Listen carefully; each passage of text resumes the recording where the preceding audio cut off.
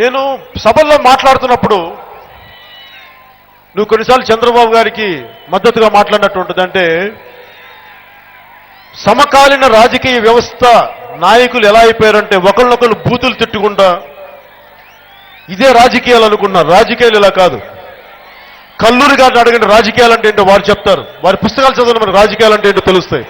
ఒక తరిమెల నాగిరెడ్డి గారిని అడగ పుస్తకాలు చదివితే అర్థమవుతుంది రాజకీయాలు అంటే ఏంటి. అంతేగాని నోటికి ఏదొస్తే భాషా సంస్కారం లేకుండా తిట్టే రాజకీయాలు జనసేన చేయదు. జనసేన పార్టీ విధానాల మీద పోరాటమే తప్ప వ్యక్తుల మీద పోరాటం కాదు. నాకు ఏ పార్టీ కానీ చంద్రబాబు గారు కానీ శ్రీ వైఎస్ జగన్మోహన్ రెడ్డి గారు కానీ ఏ ఒక్కరు కానీ నాకు శత్రువులు కాదు.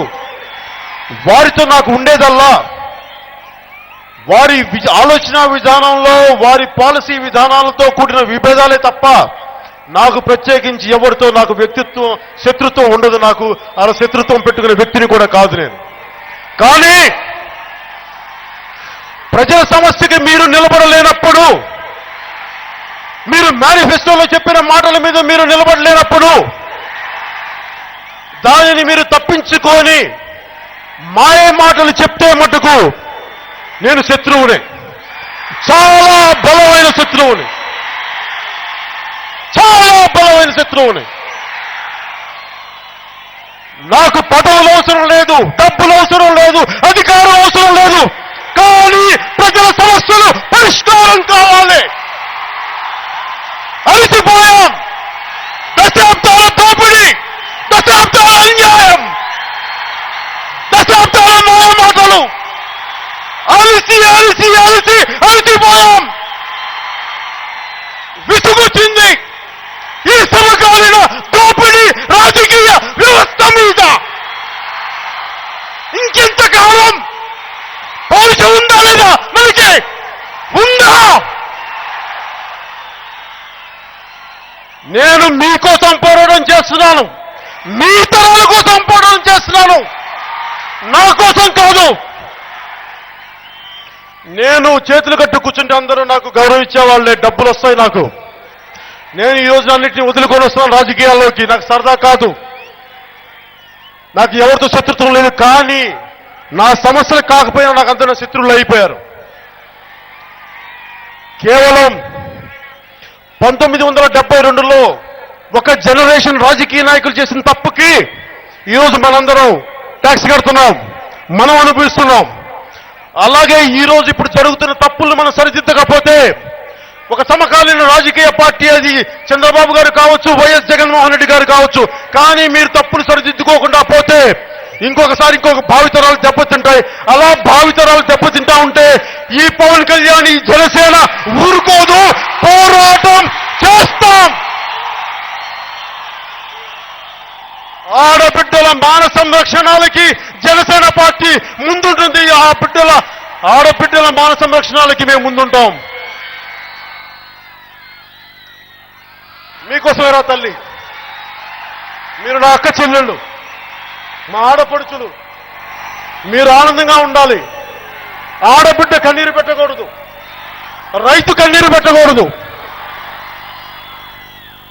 నేను రైతు గురించి మాట్లాడుతున్నప్పుడు నేను ఎప్పుడు జై జవాన్ జై కిసాన్ నమ్ముతాను. ఈ రోజున అన్నం పెట్టేవాడు రైతు. రైతుని చంపుకుంటున్నాం మనం, రైతుల్ని ఏడిపిస్తున్నాం, రైతు కన్నీరు కారుస్తున్నాడు.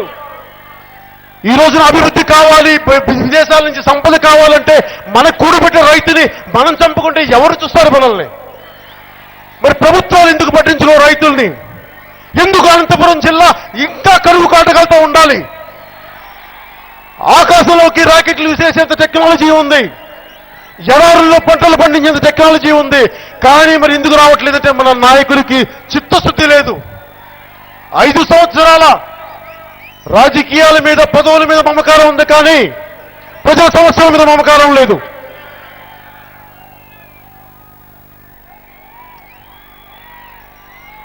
జనసేన పార్టీగా నేను ముందుండేది రైతుల గురించి అండగా నిలబడతాను. అన్నదాత కోసం నేను ప్రాణాలు అర్పించగలను. మీ సుఖం నా సుఖం. అన్నం ఉన్నప్పుడే పరిశ్రమలు వస్తాయి, అభివృద్ధి ఉంటుంది. అన్నీ వచ్చాక డబ్బు సంపద ఉన్నప్పుడు దాన్ని కాపాడడానికి సైనికుడు కావాలి. అందుకనే నాకు రైతు ఎంత ముఖ్యమో నాకు సైనికుడు కూడా అంతే ముఖ్యం. మీలో ప్రతి ఒక్కరూ, మనలో ప్రతి ఒక్కరూ ఒక రైతు ఉండాలి, ఒక సైనికుడు ఉండాలి. అలాంటి జై జవాన్ జై కిసాన్ లాంటి నినాదం మళ్ళీ జనసేన ద్వారా పట్టుకొస్తాం. మళ్ళీ అలాగే తెలుగుదేశం ప్రభుత్వానికి నేను వింటున్నవి, బయట నాకు వస్తున్నవి, మీకు మద్దతుగా పలికాను, మీకు మా పోరాటం మీ తరపున నేను ప్రచారం చేశాను కాబట్టి ఆ నైతిక బాధ్యతగా మీకు ఈ అనంతపురం సభాముఖంగా కొన్ని చెప్పదలుచుకుంటున్నాను. తెలుగుదేశం ప్రభుత్వం మీద చాలా పొలిటికల్ కరప్షన్ ఎక్కువైపోయింది అని అంటున్నారు ప్రజలు బయట. దయచేసి ఎందుకు వస్తున్నాయి అలాంటి మాటలు? విపరీతమైన కరప్షన్ ఎక్కువైపోయింది తెలుగుదేశం ప్రభుత్వం మీద, దీన్ని సరిచేసుకోవాలి. ఎందుకు వస్తున్నాయి అలాంటి పదాలు? నేను కులం అడ్డుగోడల్ని దాటి, కుటుంబ మమకారం దాటి నేను మీకు మద్దతు పలికాను. దయచేసి తెలుగుదేశం ప్రభుత్వానికి ఒక కులానికి కానీ, ఒక ప్రాంతానికి కానీ, ఒక వర్గానికి కానీ ఎక్కువ చేయకుండా చూడండి. అందరినీ సమానంగా చూడాల్సిన బాధ్యత మీ పైన ఉంది. ఒకవేళ నేను విన్న దాంట్లో నిజం లేకపోతే దయచేసి దాన్ని చెప్పండి. అలాంటివి ఎందుకు వస్తున్నాయో బయటికి మీరు ఒకసారి ఆత్మపరిశీలన చేసుకోండి. ప్రజలందరినీ కులాలకి, మతాలకి, ప్రాంతాలకి సమానంగా చూడండి. ఈ రోజున అమరావతి రాజధాని విజయవాడ దగ్గర ఉండటం వల్ల రాయలసీమ నాయకులకు కానీ, రాయలసీమ ప్రజలకు కానీ అది చాలా సదూరంగా ఉందనే భావన ఉంది. మరి రాయలసీమ ప్రాంతానికి మరి ఎందుకు దూరం అయిపోయాం మనం అని ఒకసారి తెలుగుదేశం ప్రభుత్వం ఆలోచించుకోవాలి. అలాగే ఉత్తరాంధ్ర కూడా ఈ రాజధాని మనకు సంబంధం లేదు, ఎక్కడ దూరాన ఉందని చెప్పి మళ్ళీ రెండు చోట్ల, ఒకవైపు రాయలసీమలోనూ ఇంకోవైపు ఉత్తరాంధ్రలో మళ్ళీ వేర్పాటువాద ఆలోచనలు ఉన్నాయి. అవి మీరు ఆదిలోనే వారి సమస్యలను గుర్తించి మీరు చేయకపోతే మళ్ళీ ఇంకోసారి తెలంగాణ కానీ ఇంకో రెండు ముక్కలుగా విడిపోయే అవకాశాలను జాగ్రత్త మీరు పరిశీలించి చూసుకోండి. ముఖ్యంగా అనంతపురం జిల్లాకి కనీసం 100 టీఎంసీలు నీరు కావాలని కోరుకున్నారు, కానీ వాళ్ళకి లభించేది 30-40 ఇప్పుడు దాకా. ఒకవేళ ఏ రకంగా వాళ్ళకి 100 టీఎంసీలు నీరు ఇవ్వగలం ఉన్న ఎగ్జిస్టింగ్ ప్రాజెక్ట్స్ ద్వారా ఒకసారి కేంద్రంతో మాట్లాడి కానీ, మీరు కానీ ఒకసారి ఆనుకొని కానీ ఒకసారి తిరిగి అనంతపురం జిల్లాకి, వాళ్ళ రైతాంగానికి 100 టీఎంసీలు నీరు, కనీసం వీళ్ళకి ఒక్క పంట కూడా పండట్లేదు. ఆ ఒక్క పంట కోసమైనా సరే రాష్ట్ర ప్రభుత్వం ఎలాంటి చర్యలు తీసుకోబోతుందో ఒకసారి ప్రజలకు తెలియచేయండి.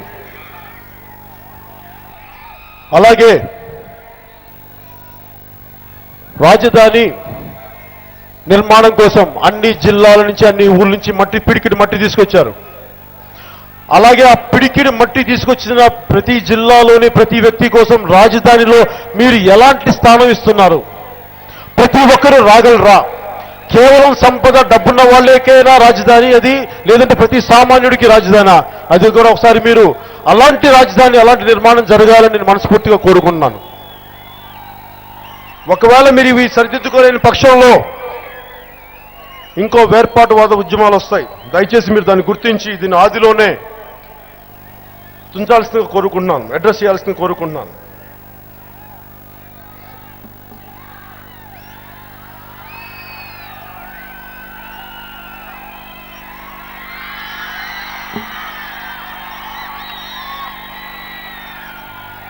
ఇప్పుడు నేను జనసేన పార్టీ ఇంకో 10 నిమిషాలు చెప్తాను మీకు.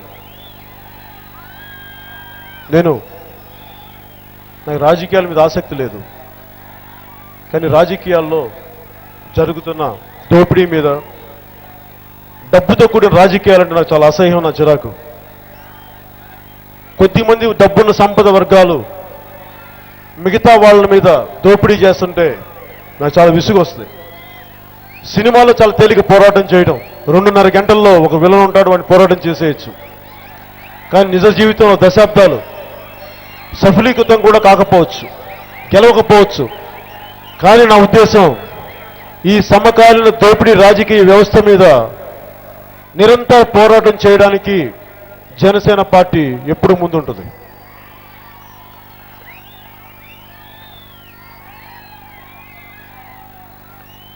నేను ముందు ఇక్కడికి తరచుగా వచ్చి నా కార్యకర్తలని మా పార్టీ నాయకుల్ని అందరిక్కడికి పంపించి పార్టీ నిర్మాణం అనంతపురం నుంచి ప్రారంభిస్తాను.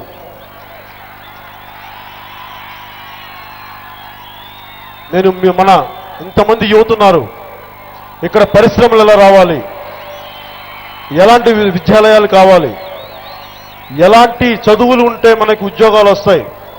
ఈ రోజున అందరూ యువత చాలా బలం ఉంటారు. మరి ఇలాంటి యువతకి ఎలాంటి ఉద్యోగాలు ఉండాలి, ఎలాంటి పరిశ్రమలు ఉండాలి, ఎలాంటి స్కిల్స్ ఇవ్వాలి, డెవలప్ చేయాలన్నది పాలసీ మేకర్స్ ద్వారా ఆలోచిస్తున్నాం, జనసేన పాలసీ మేకర్స్ ద్వారా. అలాగే ముఖ్యంగా ఆడపడుచులకి, రైతులకి, పారిశ్రామికవేత్తలకి ఎలాంటి విధి విధానాలు ఉంటే బాగుంటుందని మేము అన్ని చర్చిస్తూ ఉన్నాం. పారిశ్రామికవేత్తల్లో కేవలం కొన్ని కులాలు మాత్రమే కాకుండా దళిత కులాల నుంచి వెనుకబడిన అనేక వెనుకబడిన కులాల నుంచి చాలా ఔత్సాహికులైన పారిశ్రామికవేత్తలని గుర్తించి వారందరికీ ఎలాంటి ప్రోత్సాహం ఇవ్వాలి. కేవలం పరిశ్రమలు అంటే, ఇండస్ట్రీస్లు అంటే కేవలం కొద్ది మంది ఉన్న ఉన్నత వర్గాల వారు కాకుండా, ఉన్నత కులాల వారు కాకుండా ప్రతి ఒక్కరికి ఇలాంటి నిధులు, ఇలాంటి పారిశ్రామిక విధి విధానాలు నిర్ణయించడానికి, వారు డబ్బులు సంపాదించడానికి వెనుకబడిన దళిత కులాలకి, వెనుకబడిన వర్గాల వారికి ఎలా అండగా ఉండాలని చెప్పి మేము కొన్ని పాలసీలు ఆలోచిస్తున్నాం. అందరూ అన్నారు సంవత్సరం ముందు స్టార్ట్ చేయొచ్చు కదా ఎలక్షన్స్ గురించి అని. ఇది ఎలక్షన్ల గురించి కాదు, సామాజిక మార్పు గురించి నేను రాజకీయాల్లోకి వచ్చాను. గెలవడానికి కాదు, పవర్ కోసం కాదు.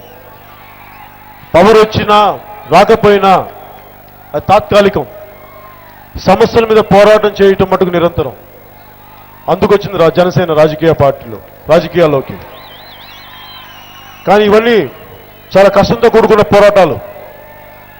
నాకు కావాల్సిందల్లా చిత్తశుద్ధిగా, మీ ఇంట్లో ఒకటిగా, మీ అన్నగా, మీ తమ్ముడిగా, మీ బిడ్డగా నేను మీకు అండగా ఉంటాను.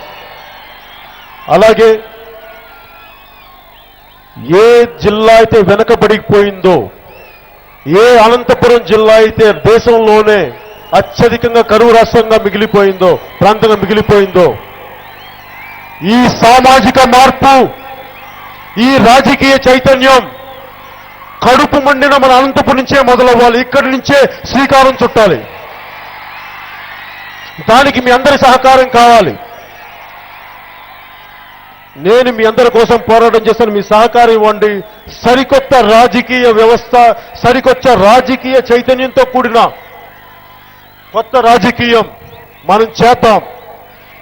ఏ ప్రభుత్వాలైతే, ఏ పార్టీలైతే ప్రజల్ని దృష్టి పెట్టలేదో, అలాంటి సమస్యల మీద ఏ వర్గాలనైతే, ఏ కులాలనైతే వెనకబాటుకు నెట్టేశారో అలాంటి కులాలకి, ప్రతి ఒక్క కులానికి, ఉన్నత వర్గాలకి, ప్రతి ఒక్కరికి అండగా ఉంటాం.